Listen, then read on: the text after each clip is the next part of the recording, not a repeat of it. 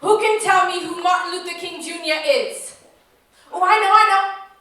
Go ahead. Yeah, he that man that ended slavery. True story.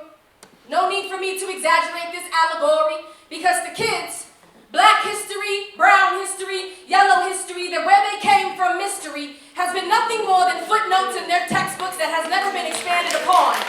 But I'm getting ahead of myself, so hold on. It is time for your yearly evaluation, and we would like to observe you teaching American history. And not that evaluations worry me, but when it comes to history, this proposes a real problem for me, because you see, I have taught my students to ignore the history books they've been given. Because American history, which is really their history, is a book that is not being written. So don't give in to the beautiful white mold. They want to idolize your mind's capacity, because ironically, they always start these books after the fact that they took your country. Or ignore that part of slavery. Or skim past those exclusionary activities. So be weary of American history, because to put it simply, I do not follow protocol. I do not follow those historical Common Core standards that teach common lies that ignore the core of this country. I am not interested in 5 pages about the civil rights movement, and then Obama came along and racism is suddenly ended. I am not going to promote countless white men for doing things history books shouldn't give them credit for. I am done publicizing the Snoopy version of Thanksgiving while Franklin sits alone on the other side of the table. Let's not act like that wasn't an intentional metaphor. I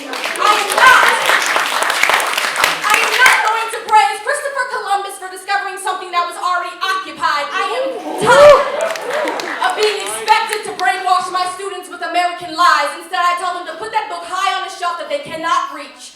Kind of like what they do to black and brown kids in regards to the American dream.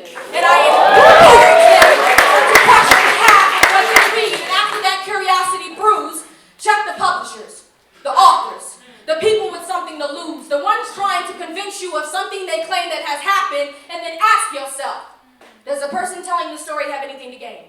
Is there a perfection that they are trying to maintain? Do you even understand the Pledge of Allegiance you've been trained to say? Do you understand that American history is really fake?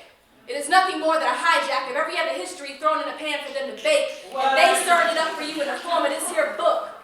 Don't worry, it didn't take long for them to cook, but we are quick to want to eat at the table of knowledge without questioning if we are allergic to the bullshit. Observation postponed.